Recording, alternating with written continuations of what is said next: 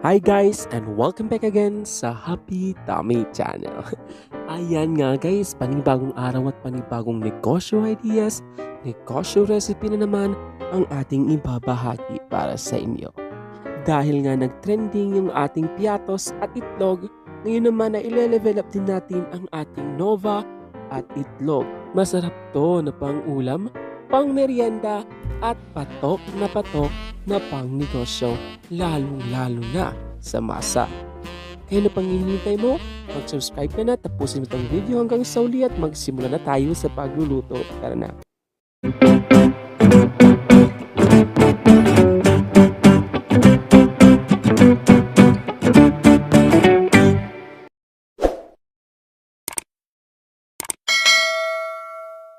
At para sa ating ingredients, ito lang kakailangan natin. Meron tayong 1 piraso ng Nova, 3 piraso ng itlog, pagkatapos black pepper,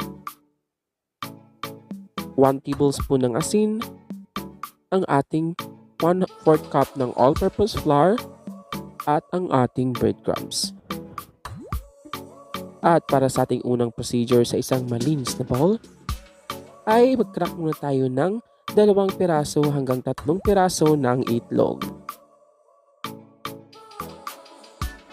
Pagkatapos mix lang natin ito hanggang mag-combine yung ating egg yolk at ang ating egg white. Pagkatapos maglalagay tayo ng paminta at asin para naman may lasa. So mix lang natin ito ulit, set aside lang natin at lulutuin na natin ito. Ayan guys, para sa mga nagtatanong kung saan ko ito nabili ang ating butane, ay nabili ko lang ito sa Shopee at Lazada. Ayan guys, sa ating pan nga ay maglagay na tayo ng konting oil lang. And then kailangan natin itong ikalat sa ating pan para hindi dumikit yung ating itlog pag prinito na natin yan. So ilagay lang natin ang ating itlog and then ang ating apoy na gagamitin ay low heat lang. So yan guys, after 5 minutes ay ganyan na nga, i-flip na natin ito. And then lutuin na natin ng another 1 minute para maluto ng other side ng ating itlog. At para sa ating next procedure ay dudurug-durugin natin ang ating Nova. So meron tayo ditong blender, or kung wala naman kayong blender ay gumamit kayo ng food processor. Kung wala naman kayong food processor ay pwede din naman manumanuhin nyo na lang gamit ang mga matitigas na bagay. Pero sa ngayon, blender ang ating gagamitin para mas lalong maging tino siya. So yan guys, set aside lang natin at sa next procedure. At dahil nga malamig na nga yung ating mga itlog, ay hiwain lang natin ito kung anong gusto mong kahiwa sa ating itlog. Ayan guys, i-cut lang natin ito 4 parts ang ating itlog. Pagkatapos ay cut lang natin ito horizontally. Nakadepende sa iyo guys kung gaano kalaki at kung gaano kahaba ang iyong itlog.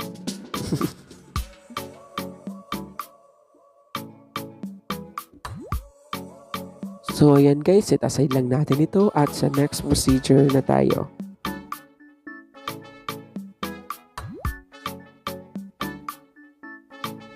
At para sa ating next procedure ay gagawa muna tayo ng ating slurry. Sa paggawa ng ating slurry, gagamit ulit tayo ng isang buong itlog and then mix lang natin ito hanggang mag-combine yung ating egg yolk at ang ating egg white. Para sa pangpalasa ay maglalagay tayo ng salt and pepper. Then mix lang natin ito hanggang mag-combine yung ating asin at paminta. Pagkatapos ay ilagay na natin ang ating 1/4 cup ng all-purpose flour. And then mix lang natin ito hanggang mag-combine na nga lahat ng ating mga ingredients. Ayan guys, kung medyo malapot pa nga yung ating mixture ay magdadagdag tayo ng konting tubig para lumabnaw yung ating mixture. Pag malabnaw na nga, set aside lang natin and then magko-coating na tayo ng ating mga itlog.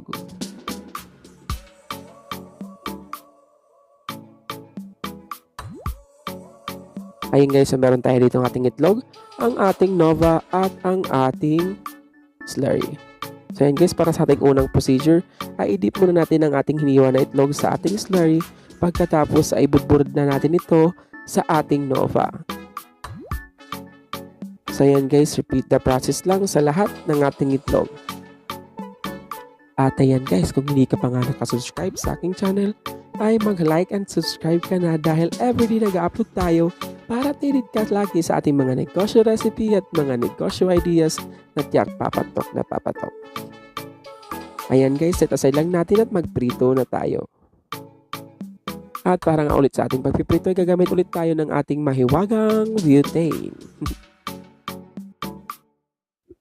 At pag mainit na nga guys ay ilagay na natin ang ating Nova egg sticks.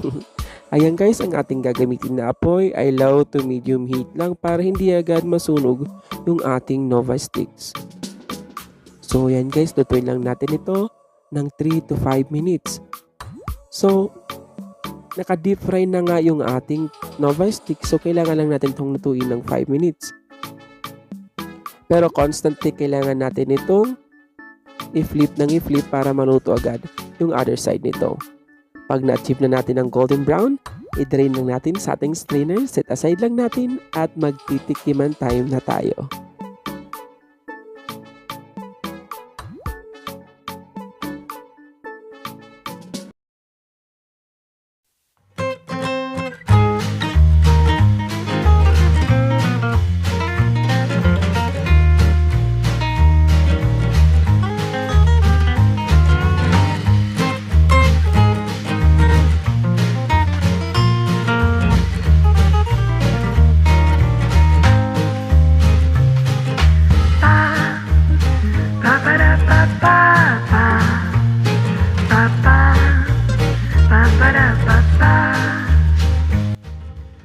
Whoopie! At ayan na nga guys, diba napakadaling gawin lang at napakasarap pa yan guys, promise. So ayan guys, pwede mo itong ibenta ng 3 hanggang 5 pesos bawat isa. Depende sa laki ng gawa mo at depende na rin sa marketing mo. Ayan guys, so meron mo tayong Facebook page. Andun yung ating link sa ating description box below at sa ating comment section. Mag-like and follow na din kayo guys. Ayan guys, maraming salamat sa panonood. Huwag mong kalimutan mag-like and subscribe and hit notification bell para updated ka always sa ating mga daily uploads. So thank you for watching, stay safe, God bless, and see you again on my next video. Bye-bye.